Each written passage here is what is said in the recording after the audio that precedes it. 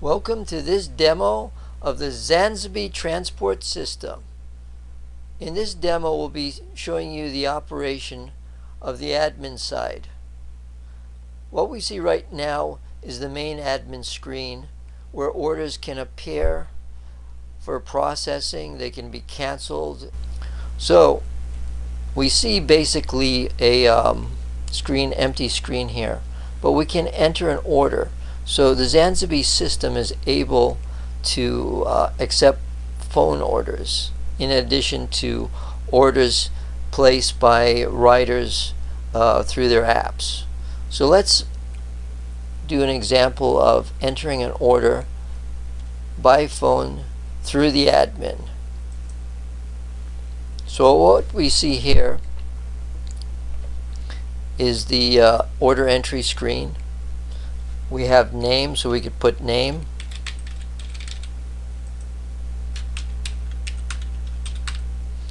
And as I said, we're doing this over the phone. So we would ask the customers for their name, for their last name, first name, telephone number. Where to? That's going to be that could be Walmart. So if we put Walmart in, and we click on locate verify, that'll bring up a whole list of Walmarts in the area that we can select from. Or we can also select from a favorites list. So if we clear this out here and simply click on the where to, it'll show us a number of places we've been to before. And we can simply click on that. And the where from we'd have to enter an address.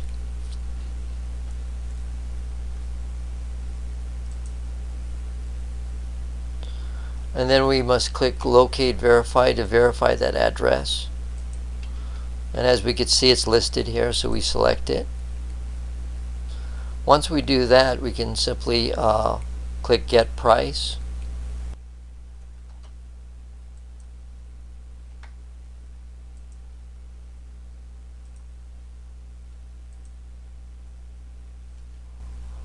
And we see on the screen here, after we get price, it says in delivery range within 4 miles. Delivery fee is given. We can even set a tip here if we want, and close. Once we do that, we can confirm.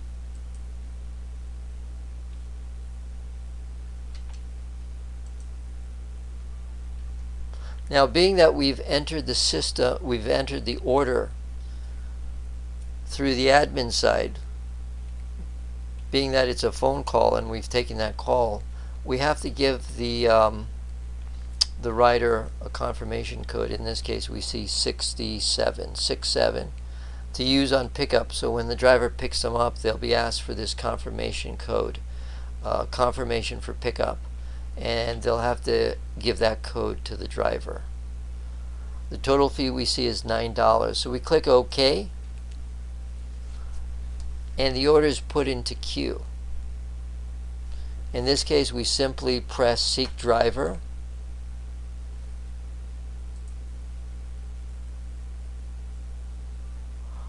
and a driver is sought at that point, pending driver. So let's look at some of the, so that's putting in an order through the admin. Let's go and look at also order history. We could select, for example, all this month, and we see a number of orders that were put in for this month. Essentially, on this screen, we're able to select any of the customers and look at their order history, or we could select all and look at all the orders for that particular day or that particular month. So we see some orders here that are listed. We have the ability to look at the details of the order.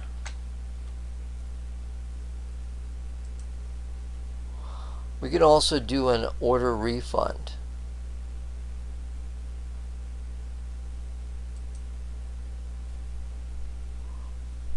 So we're able to do refunds here, like for credit card.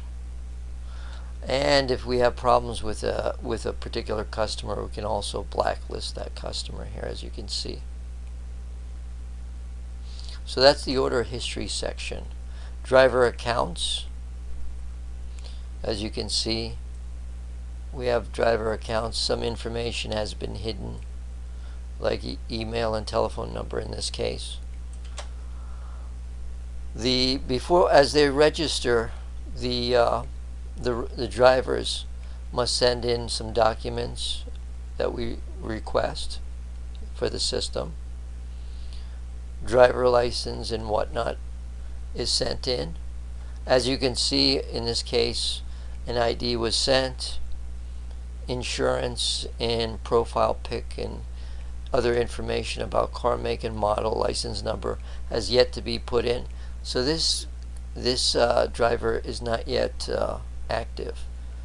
He can do so through the website as part of the system. He can enter the rest of his information in.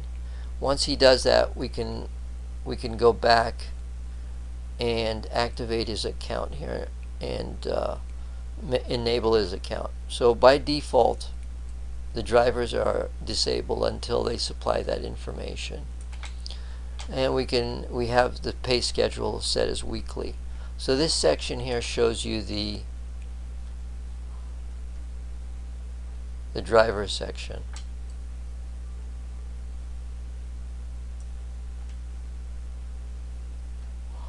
Payouts. We're able to look at the payouts, say for each week, for each of the drivers. So if we select a driver, the amount and so forth will show up, and we can keep track of the payments. So every time we make a payment,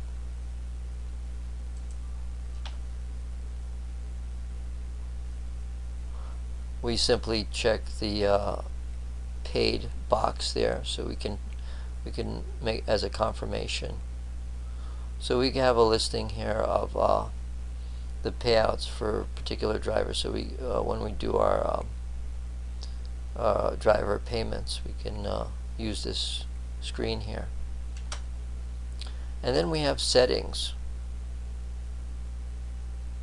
In the settings screen, we're able to shut down the service. Our password and such is there. We can also set the service area. We can add a city. In this case, I could add Miami.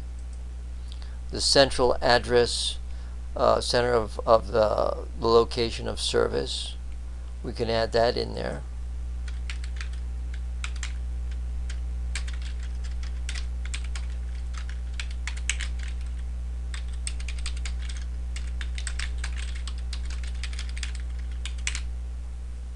Submit it, close. So as we can see now in this service area selection, we have Hollywood and Miami. So we have basically those two service areas there that we put into the system. We have your email. We have the opening and closing hours of service. You can set that. As you can see here, we set the maximum delivery for the driver. We set the maximum distance for delivery. This is the radius of the service area that we just did, the radius of coverage area. We can also select the maximum distance for the driver. So if the driver must be within a certain distance of the rider in order to be notified, so we could set that distance. And we could set all the charges: base delivery charge, breakpoint charge, charges for the base charge for the driver, and also the split after a certain distance. So we have all that flexibility to set the fees in addition to the setting the coverage area and distances. That concludes the demo of the admin section of the ZanzaBee transport system.